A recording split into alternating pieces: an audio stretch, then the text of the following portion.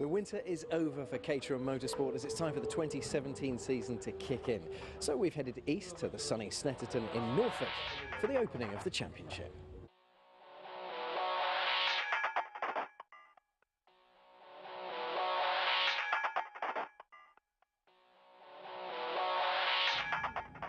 So what can we expect from these single-make sports cars? Well, they always deliver great racing.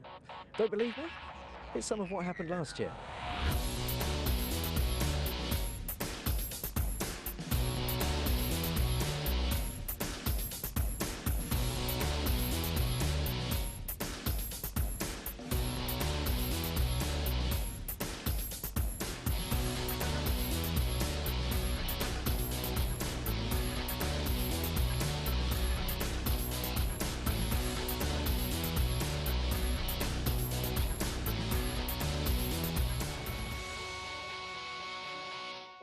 Well, that's enough talking. Let's get the action underway now, shall we? And start off with the road sports. Now, these guys were all novice racers last season, but over the winter, they've tinkered with their cars to make them faster and nimbler.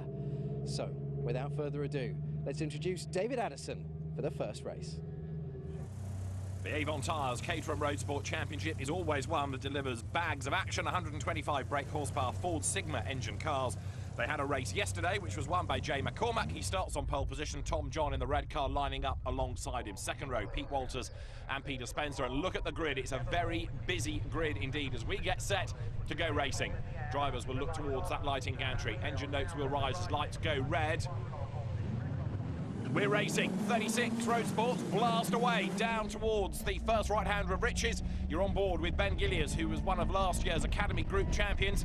Ben Gilliers stepping up into Road Sports, but Jay McCormack, his runner-up of last year, is the man in the lead as they work their way through the long right of riches for the first time. Powering up towards Wilson, the hairpin.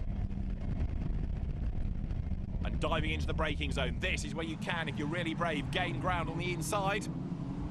Paul Vernon was the man coming under attack from Ben Gilliers as the field works its way round the hairpin for the first time, and now into the left-hander at turn 3. Speed building all the time as they work their way through this twisty infield section. But Jay McCormack it is in the lead of the race, doing his level best here to break away from the opposition. But breaking away and Snetterton racing don't often go together. Number 6 through on the outside line, Ahmad Bapal. And side by side for the race lead, Tom John in the red car looks for a way around on the outside, can't do it. There's one on the grass, look there, coming down towards the braking zone. Hard on the brakes as they work their way through the left-hander, and there's drama, I'm afraid. Number 12 gets turned around, Andrew Hughes. It was Stephen Jeevans in number 46 that was on the grass and got tangled up in that, the Oatmere-backed car. Meantime, Ben Gilliers is still pushing on as he wriggles his way now up on towards Bentley Straight. Will turn right in a moment and then accelerate off down towards Brundle and Nelson, two elements of the S's. Number 5 going through, Eric Tiv, a regular Snetterton front runner. You're on board with him now. Going down towards Brundle and Nelson. Let's have another look at what happened to Stephen Jeevans. He gets squeezed a little bit onto the grass, then there's contact as well that kind of bounces him towards the grass. He brakes late, 3 into 1 though, will not go. He's on the inside of Mark Roberts in the blue car, but the one that comes off worse, very definitely, is Andrew Hughes, the man from Chester, colliding with his near neighbour from Holmes Chapel there, Stephen Jeevans, as they work their way through the left.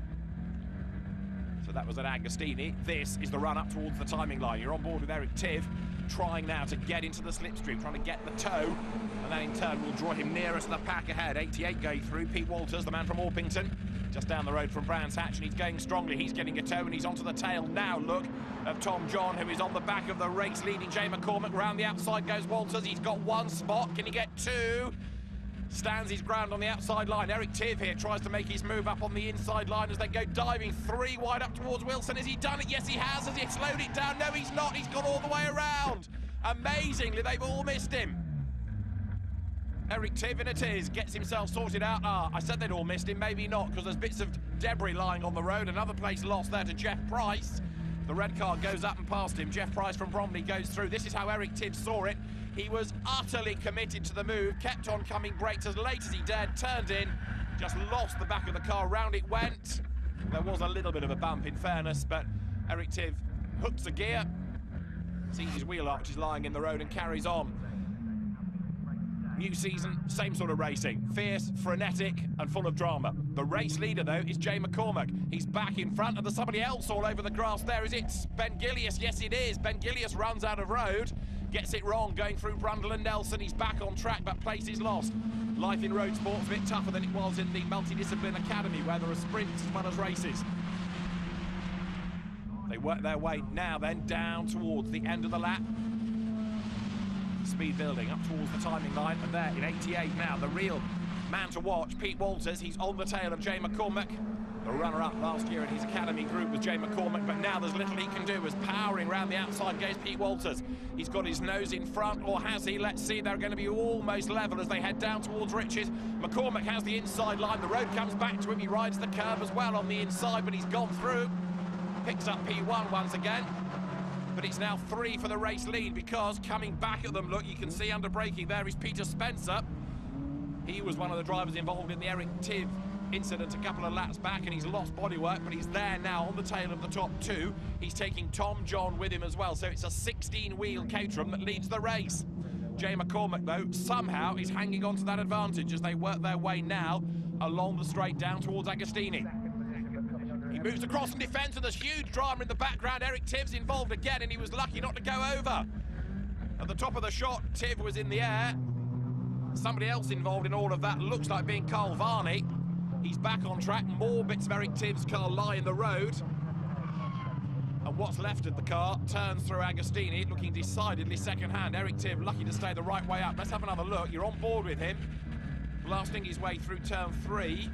Varney is ahead. 1 or 2 get sideways. He goes into the back of Varney, up onto 2 wheels, and oh, so close to rolling. A big, big impact for him. Big scare. Have a look at the top of the shot. There's the impact, up onto 2 wheels. How close to going over was that? Now this also a replay of dramas. It was Ben Gillius, who we saw recovering from a moment down at the old S's. And this is how he got there. Gets a tow, but eventually runs out of road as well, too rapidly into the left and right sequence. And Eric Tiv into the pit lane after his rather checkered race. He did pretty well in the first race of the weekend. He was 5th, but brings what's left of the car into the pit lane and into retirement. Jay McCormack, in the meantime, continues to lead the way, but he's got Peter Spencer chasing after him. They're 3rd and 4th, Pete Walters and Tom John. And now, as we get late into the race, the gaps are starting to widen a little bit. 20 minutes, these races. To the inside line there, look, goes Pete Walters. Takes the place back away from Tom John. Top 2 getting away up the road. Despite the damage, Pete Spencer's car running 2nd and seeming to get quicker and quicker as the race wears on here. So 88 you're looking at. Going way, way wide and off the road. That's Pete Walters, who instead of being able to mount a challenge for the race lead, is now going to have to defend the places because he's in danger of being mugged by the pack behind. There's another car off on the right, but all of a sudden, 88 Pete Walters in real difficulties. A mistake made, ran off the road. Here comes Ben Gillius to try to gain a place, not against Walters, but let's see whether he can fight back as he moves up on the outside line, heading down towards Brundle and Nelson. There, look, number 25, Jay McCormack still leading the way, but he's now feeling the pressure and he's getting ever more nervous, looking in the mirror because right up behind him is Peter Spencer. McCormack, one of the standout drivers last year in the academy, moving up to road sports for this season. They've only got a couple of corners to go in real terms as they work their way now down towards the final corner. Has Jay McCormack done enough? The drama is he's giving a tow now to Peter Spencer. The checkered flag is at the ready. Spencer pulls out of the draft. McCormack looks across, but there's nothing he can do. On the line, Peter Spencer wins the 2nd round of the Avon Tyres Caterham Roadsport Championship by 51 thousandths of a second. And Jay McCormack, having led pretty much race long, loses out at the checkered flag. He gave a tow to his rival. There was nothing he could do. The slipstreaming effect worked against him. So Peter Spencer wins, McCormack 2nd, and Tom John takes 3rd. Ben Wilson is 4th, and Pete Walters is set for 5th place.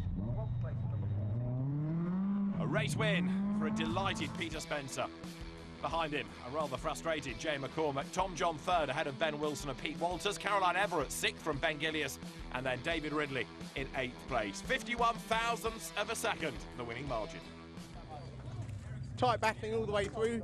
I kind of lucked out because I got Jay's toe, pipped him to the line. That's happened to me twice though, so I'm quite happy for a bit of, you know, like recompense for that. But yeah, great battles, guys are fantastic and just, yeah, incredibly clean. Obviously I lost my exhaust, but yeah, great battle, really enjoyed it. 200 metres more and you would have been top step, wouldn't you? Yeah, definitely. I missed the gear out of the bottom corner and he got me, so it's well deserved from him. It's happened to him in the last 2 races. He got pipped at the post, so fair play to him. You guys all get on so well, don't you? Yeah, it's great. It's great. It's great camaraderie around the pit. Everyone helps each other out and congratulates each other, so it's fantastic. That's what makes the great racing. I can't believe I made the podium that race. There were 6 of us up messing around towards the front, and it could have been any of us, and I'm just glad to have got out of it, got the championship. Well done to Pete.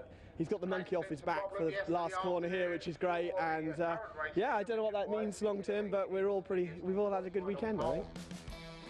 So let's have a look at how the championship is at the end of the first doubleheader weekend. Jay McCormack leads 2 points clear of Peter Spencer and Tom John. Then it's Pete Walters 4 back, but 2 up on Ben Wilson. Caroline Everett, Paul Vernon and David Ridley round out the top 8. A very lively start to the Caterham Motorsport season. Plenty more great racing still to come from Snetterton. After the break, the Caterham 270R Championship is on track.